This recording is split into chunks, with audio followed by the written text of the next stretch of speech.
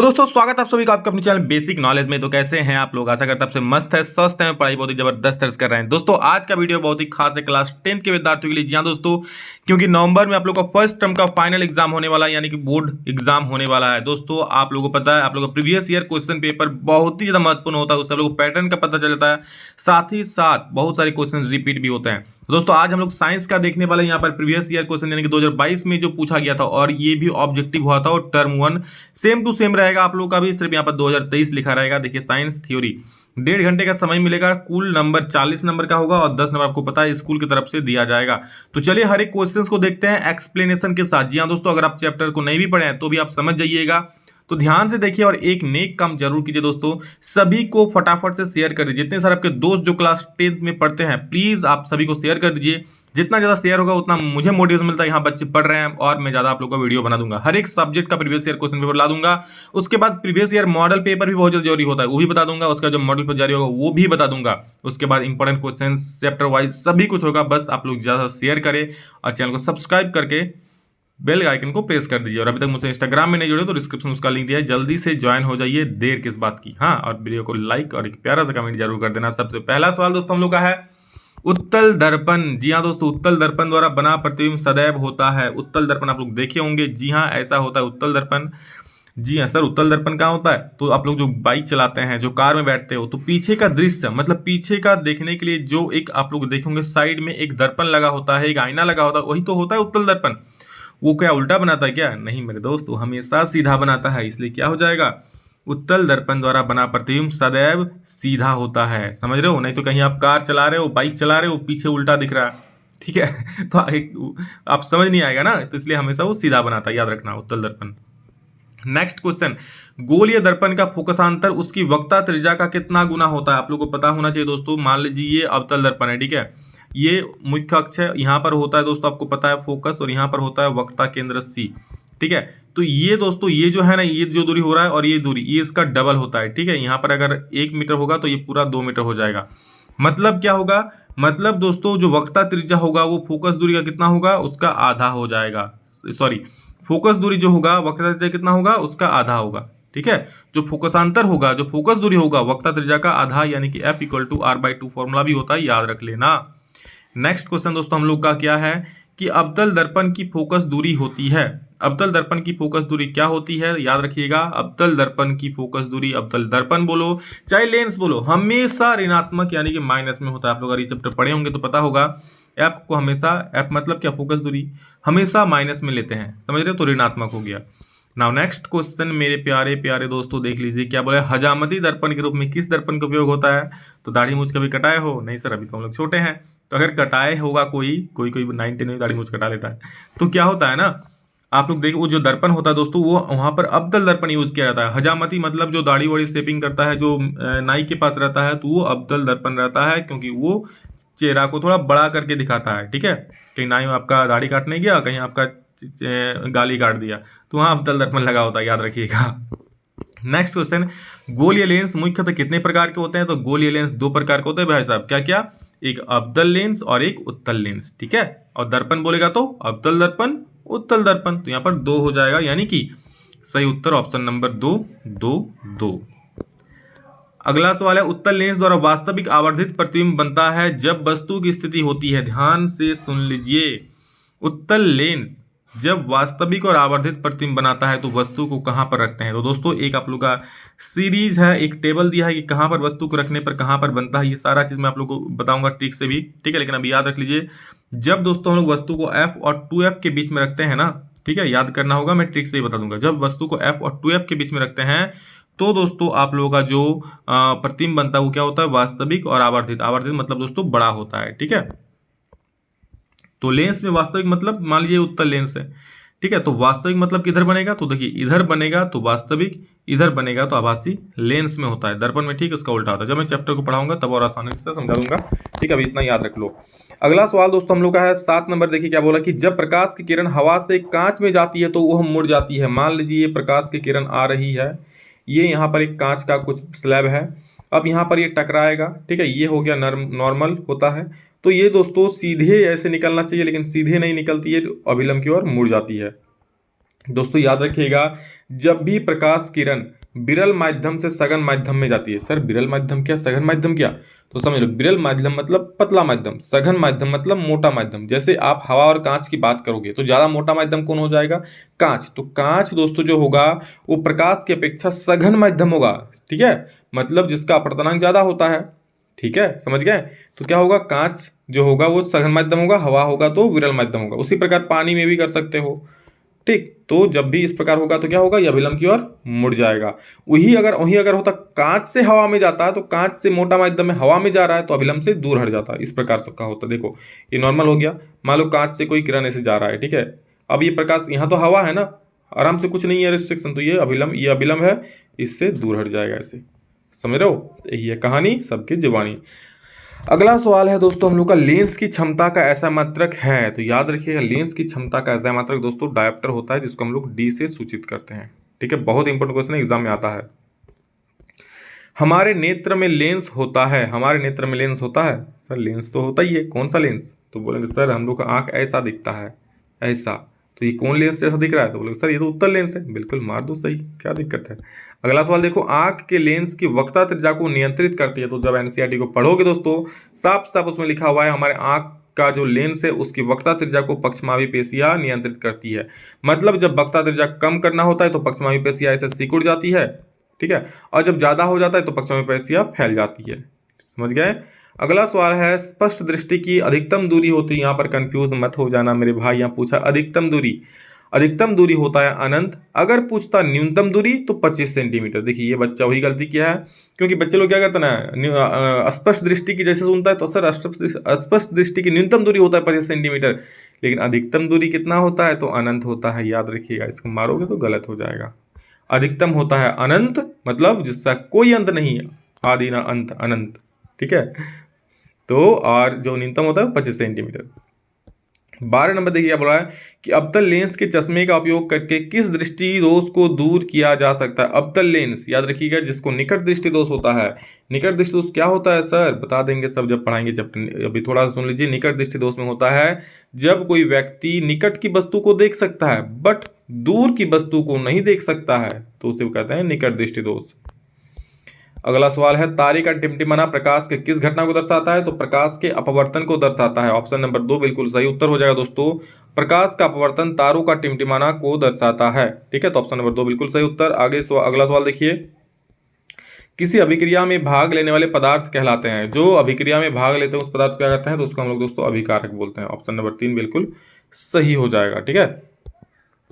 समीकरण दिया है, बोला किस प्रकार की अभिक्रिया है, तो जो आप लोग रासायनिक अभिक्रिया और समीकरण साइंस का पहला चैप्टर क्लास 10 का पढ़ोगे तो उसमें आपको पता चलेगा, होता है संयोजन, वियोजन, उष्माक्षेपी, उष्माशोषी, उपचयन, अपचयन, बहुत सारा अभिक्रिया बता देंगे। लेकिन अभी समझ लो क्या वियोजन, क्यों वियोजन सर, क्योंकि यहाँ पर तो एक ही यौगिक है, टूट कर दो यौगिक बन जा रहा है, मतलब टूट रहा है, मतलब वियोजन हो रहा है, वियोजित हो रहा है ना, टूट जा रहा है ना दो में, तो क्या हो जाएगा, वियोजन अभिक्रिया, बिल्कुल सही उत्तर हो जाएगा। नाउ 16 नंबर देखिए क्या बोल रहा है, श्वसन कैसी अभिक्रिया है, तो श्वसन दोस्तों याद रखिएगा बहुत इंपॉर्टेंट सवाल है, उष्माक्षेपी। वैसे जितना सारा सवाल है सभी इंपॉर्टेंट है, प्रीवियस ईयर क्वेश्चन से बहुत सारे क्वेश्चन रिपीट भी हो जाएंगे, इसलिए अच्छे से समझ लीजिए। श्वसन दोस्तों उष्माक्षेपी, अब बोलेंगे सर उष्माक्षेपी क्यों है, तो जब आप लोग सांस लेते हो तो ऊर्जा मिलती है ना, तो सर हमको ऊर्जा नहीं मिलती है, अरे नहीं मिलती है, कुछ देर सांस रोक के लिख देख लो पता चल जाएगा, यार कुछ नहीं कर पाओगे, सांस बस 1 मिनट रोको ना, देखो तो हालत तो खराब हो जाएगा। तो श्वसन से उष्मा मिलती है, सांस ले तो ऊर्जा मिलती है, तो जिसमें ऊर्जा मिलती है दोस्तों वो उष्माक्षेपी होता है, और जिसमें उष्मा हमको देना पड़ता है, ऊर्जा हमको देना पड़ता है, वो होता है उष्माशोषी, ये हो जाएगा उष्माक्षेपी, क्योंकि इसमें हमको ऊर्जा मिलती है। सिंपल सी कहानी। निम्न में से कौन सी अभिक्रिया नहीं होगी, तो देखो अभिक्रिया कहाँ पर नहीं होगी, एक सीरीज होता है ऐसा, ठीक है, जहाँ पर सबसे पहले पोटेशियम होता है, फिर सोडियम होता है, फिर होता है कैल्शियम, फिर मैग्नीशियम, इस प्रकार से एक सीरीज होती है। तो जो ज्यादा रिएक्टिव होता है ना, कम रिएक्टिव वाले तत्वों को उसके विलयन से हटा देता है। जैसे यहाँ पर देखो किसमें अभिक्रिया नहीं होगा, तो दोस्तों यहाँ पर देख लीजिए इस ये वाला ऑप्शन को कि ZnSO4 प्लस Cu को, ठीक है, मैंने आपको बताया कि जो है सीरीज होता है, तो जो ज्यादा रिएक्टिव होगा कम रिएक्टिव वाला को, मतलब कम अभिक्रियाशील वाला को उसके विलयन से हटा सकता है। जैसे ZnSO4 ये क्या है, जिंक सल्फेट का विलयन है, और यहाँ पर कॉपर बेचारा अकेला है, ये क्या करेगा, देखिए अब क्या होता है, यहाँ पर एक सीरीज होता है, जैसे Fe हो गया, Pb हो गया, उसका Cu होगा, और यहाँ पर जेडन होता है। तो देखिए जेडन ज़्यादा अभिक्रियाशील है, कॉपर उससे नीचे है ना, मतलब कॉपर कम कम रिएक्टिव है किससे, जेडन से, क्योंकि कॉपर नीचे है तो ये कम ताकतवर है, ये जेडन को नहीं हटा पाएगा। मतलब ये जो होगा कॉपर जेडन को उसके बैलेंस से नहीं हटा पाएगा, तो ये अभिक्रिया नहीं होगा। बाकी आप देख लीजिए यहाँ पर जो आयरन है ये जेडन से कम अभिक्रियाशील है, यानी कि जेडन जो है ज़्यादा अभिक्रियाशील है, तो आयरन को बोलेगा हाई हट हट, और उसका एसो4 ले लेगा, जेडन बना लेगा। उसी प्रकार जेडन सीयू से भी ज़्यादा अभिक्रियाशील है तो उसका एसो4 ले लेगा, क्योंकि कौन, जेडन ज़्यादा अभिक्रियाशील है।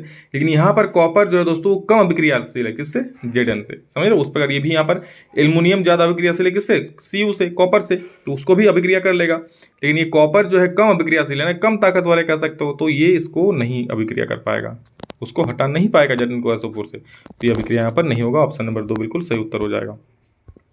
नेक्स्ट क्वेश्चन 18 नंबर, निम्न में कौन संतुलित समीकरण है। तो देखो संतुलित मतलब दोनों तरफ का देखो, इधर एक सोडियम Na है, इधर एक सोडियम Na, चलो भैया बढ़िया है। इधर देखो 2H2 मतलब 4 हाइड्रोजन है, लेकिन यहाँ पर देखो 2 हाइड्रोजन और 1 हाइड्रोजन, 3 हाइड्रोजन, ये समीकरण संतुलित नहीं है।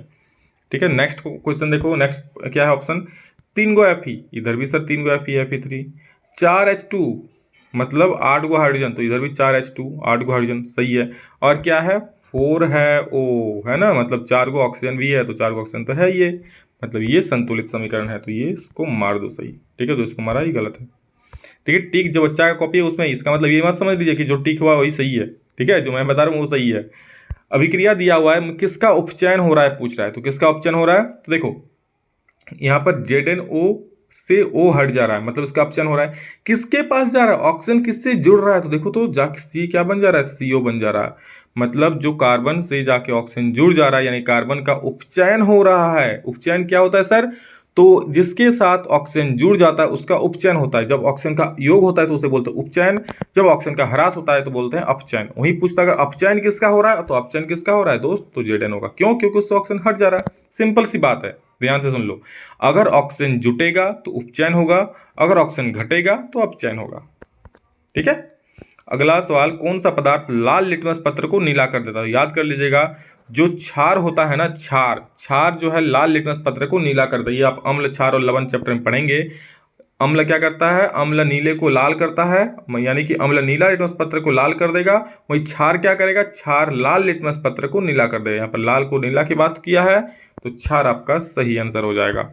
और आगे बढ़ेंगे दोस्तों, क्वेश्चन नंबर हम लोग 21 की तरफ। बोला निम्न में कौन दुर्बल अम्ल है, तो दुर्बल अम्ल हो जाएगा CH3COOH, ऑप्शन नंबर 4 बिल्कुल सही उत्तर हो जाएगा। अगला सवाल 22 नंबर, अम्ल के जलीय विलयन में उत्पन्न होता है। तो बहुत इंपॉर्टेंट है सवाल दोस्तों, अम्ल के जलीय विलयन हमेशा H+ आयन देता है। ठीक है, अम्ल का जलीय विलयन क्या देता है, H+ आयन। लेकिन वहीं अगर क्षार का बात करता है, ध्यान से सुन लो, क्वेश्चन बदल सकता है, क्षार लिख देगा तो क्षार का जलीय विलयन क्या देता है, तो OH- देता है। समझ गए, तो ये होता तब आंसर, अभी ये सही है। अम्ल का बोलेगा तो H+ आयन, क्षार का बोलेगा तो OH- आयन, बस इतनी सी है। आगे बढ़ेंगे मेरे दोस्त और पूछेंगे हम लोग, दही में कौन सा अम्ल पाया जाता है। दही खाते हो ना, हाँ सर बड़ा मजा आता है, खट्टा आता है, कौन सा अम्ल होता है, खट्टा लगेगा तो अम्ल होगा। कौन सा अम्ल होता है तो उसमें, बोलो सर ये तो हम बचपन से पढ़ रहे हैं, लैक्टिक अम्ल, बिल्कुल लैक्टिक अम्ल होता है। दही में, दूध में, सारे में लैक्टिक अम्ल होता है। अम्लीय विलयन का पीएच मान क्या होता है, तो अम्लीय विलयन का दोस्तों आपको एक पीएच मान याद रखिएगा, एक 7 होगा तो वो उदासीन हो जाएगा, मतलब ना अम्ल होगा ना क्षार। अगर 7 से ज्यादा जा रहा है, ठीक है, तो होगा क्षार, क्या होगा, क्षार। वहीं 7 से अगर कम है तो क्या हो जाएगा, अम्ल, याद रखिएगा। यानी कि 7 है तो उदासीन, न अम्ल न क्षार। 7 से ज्यादा हो गया, 14 तक रहता है, ठीक है, 7 से ज्यादा 14 तक कुछ भी रहेगा तो ये क्षार होगा, और 7 से कम अगर 0 तक कुछ भी रहता है तो अम्ल होता है, ठीक है, 0 पॉइंट समथिंग भी रहता है तो बोला है कि अम्लीय विलयन का पीएच मान कितना, तो 7 से कम होता है अम्ल, 7 से कम कुछ भी रहेगा वो अम्ल हो जाएगा। नेक्स्ट क्वेश्चन हम लोग का है, कौन अधिक क्षारीय है, तो जिसका पीएच मान सबसे ज्यादा वो सबसे अधिक क्षारीय, जिसका पीएच मान सबसे कम वो अधिक अम्लीय। अभी तो बताएं, तो अधिक क्षार कौन है, जिसका पीएच मान सबसे ज्यादा, यानी कि जो 14 है। मैंने कहा कि क्षार होता है 7 से लेकर 14 तक, अम्ल होता है 1 से लेकर 7 तक, और उदासीन होता है 7। Got it. Now next question, विरंजक चूर्ण का रासायनिक सूत्र क्या है, तो विरंजक चूर्ण का मेरे दोस्त रासायनिक सूत्र होता है CaOCl2। The most important question याद कर लीजिए, बहुत बार एग्जाम पूछा गया है, ठीक है, और बहुत आसान भी है। CaOCl2 विरंजक चूर्ण, यानी कि आप लोग इसको ब्लीचिंग पाउडर भी बोलते हैं। ब्लीचिंग पाउडर जानते हो कि नहीं, कमेंट में एक बार जरूर बोलना। प्रकाश संश्लेषण में ऑक्सीजन बाहर निकलती है, हम लोग को क्या लेते हैं, श्वास लेते हैं हम लोग, कौन देती है, पेड़ पौधा भेजती है ऑक्सीजन। तो पेड़ पौधा कौन सी क्रिया द्वारा ऑक्सीजन निकालती है, तो प्रकाश संश्लेषण द्वारा। कहाँ से लेती है ऑक्सीजन, कहाँ से मिलता है उसको, तो जल होता है, जल का जो सूत्र होता है ना H2O, तो उसमें से वो ऑक्सीजन प्राप्त करती है, बनाती है, समझ रहे हो। तो जल हो जाएगा इसका सही उत्तर, बहुत इंपॉर्टेंट है। अगला सवाल है अनॉक्सी श्वसन के फलस्वरूप क्या बनता है, तो अनॉक्सी श्वसन के स्वरूप दोस्तों बना ये याद कीजिएगा, एथाइल अल्कोहल यानी कि एथिल अल्कोहल बनता है। 29 नंबर, निम्नलिखित में कौन परजीवी है, मतलब दूसरे पर वो आश्रित हो, जैसे आप लोग का क्या बोलते हैं, जैसे खटमल हो गया, वो दूसरों पर आश्रित होता है। उसके बाद आप लोग जो माथा में होता है ना, उसको क्या बोलते हैं आप लोग, नाम याद नहीं आ रहा है, जो भी होता होगा, लड़की लोग की माता में ज़्यादा होती है, तो उसको बोलते हैं, उसको क्या नाम बोलता है, वो भी क्या परजीवी है। उसी प्रकार दोस्तों प्लाज्मोडियम भी क्या है, परजीवी है, याद रखिए। 29 का 2 सही हो जाएगा। नेक्स्ट, रुधिर के तरल भाग को क्या कहते हैं, तो याद रखिएगा प्लाज्मा। रुधिर का जो तरल भाग है दोस्तों प्लाज्मा बोलते हैं। और मछली के हृदय में कोष्ठों की संख्या, तो मछली में 2 कोष्ठ होते हैं, समझ गए, ठीक। और मानव में कितना बोलेगा, मानव में 4 कोष्ठ होते हैं, याद रखिएगा, पूछ सकता है। मनुष्य में वृक्क एक तंत्र का भाग है जो संबंधित है, मनुष्य में वृक्क एक तंत्र का भाग, कौन सा तंत्र का, तो बोलेगा सर उत्सर्जन तंत्र का भाग है ये, क्योंकि वृक्क क्या, वृक्क से मूत्र बनता है, मूत्र बाहर निकलता है, उत्सर्जित होता है ना, तो उत्सर्जन तंत्र हो गया। 33 नंबर सवाल, मैग्नीशियम पाया जाता है तो कहाँ पर, तो क्लोरोफिल में पाया जाता है, याद रख लीजिएगा, क्लोरोफिल में मैग्नीशियम पाया जाता है। और अगला सवाल हम लोग का है दोस्तों, आगे देखिए, किसमें मुकुलन विधि द्वारा जनन होता है, तो हाइड्रा, जी हाँ दोस्तों, हाइड्रा याद रखिएगा, हाइड्रा में मुकुलन विधि द्वारा जनन होता है। नाउ नेक्स्ट क्वेश्चन, एड्स रोग किसके कारण होता है, तो ये वायरस के कारण होता है, यानी कि विषाणु, इसका सही उत्तर हो जाएगा। और अगला सवाल है पराग कोष में होता है, तो पराग कोष में दोस्तों पराग कण होते हैं, यानी कि ऑप्शन नंबर 4 बिल्कुल सही उत्तर। नाउ नेक्स्ट क्वेश्चन, पूर्ण विकसित अंडाशय कहलाता है, तो पूर्ण विकसित अंडाशय क्या कहलाता है, दोस्तों पूर्ण विकसित अंडाशय फल कहलाता है, ठीक है, जब पूर्ण विकसित हो ही जाता है तो फल बन गया। 38 नंबर सवाल है अनवीकरणीय ऊर्जा स्रोत है, अनवीकरणीय मतलब क्या, जिसका आप लोग यूज करो बट कुछ दिन में वो समाप्त होने वाला है, जिसका भंडार सीमित है, वो होता है अनवीकरणीय। तो कोयला का भंडार सीमित है ना मेरे भाई, ठीक है, लिमिटेड कोयला है, आप लोग यूज करते जाओ, यूज करते हो तो धीरे धीरे क्या कोयला समाप्त हो जाएगा। लेकिन पवन सूर्य जल, ठीक है, तो जब तक सूरज चांद रहेगा पवन सूर्य जल का नाम रहेगा, याद रखिएगा। तो ये सब अभी खत्म नहीं होने वाला है।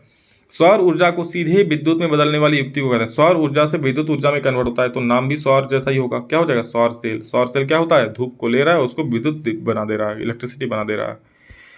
और हम लोग का अंतिम सवाल है, निम्न में से कौन मुख्यतः जैव गैस का संघटक है, ठीक है, जैव गैस का संगठक है, तो इसका सही उत्तर हो जाएगा मीथेन गैस। क्या हो जाएगा दोस्तों, मीथेन गैस है दोस्तों, वो आप लोग का जैव गैस का संगठक है। और आप लोग कमेंट में एक क्वेश्चन का आंसर देना है, बिना बुझा हुआ चूना, जी हाँ दोस्तों, बिना बुझा हुआ चूना का सूत्र क्या होता है, बहुत इंपॉर्टेंट है, एग्जाम में कई बार पूछा गया, हालांकि इसमें नहीं है लेकिन इंपॉर्टेंट है एग्जाम के लिए। बताइएगा बिना बुझा हुआ चूना का सूत्र क्या होता है, कमेंट सेक्शन में सभी लोग लिखिएगा। और चैनल को पहली बार आए तो सब्सक्राइब जरूर करें, इसी प्रकार के वीडियो पाने के लिए। और भी बहुत बढ़िया और भी वीडियोस आएंगे, हर एक सब्जेक्ट का प्रीवियस ईयर क्वेश्चन आएगा, चैप्टर वाइज आएगा, मॉडल पर आएगा, सब कुछ, यानी कि धाकड़ तैयारी होगा। बस आप लोग एक काम करना है, शेयर करना है और चैनल को सब्सक्राइब कर लेना। और अभी तक मुझसे इंस्टाग्राम में नहीं जुड़े दोस्तों, तो वहाँ भी जुड़ जाना, डिस्क्रिप्शन में उसका लिंक दिया हुआ है। चलिए दोस्तों, love you all, thank you all of you. अभी के लिए इतना ही, फिर मिलेंगे नेक्स्ट वीडियो में जल्दी, तब तक के लिए जय हिंद, वंदे मातरम।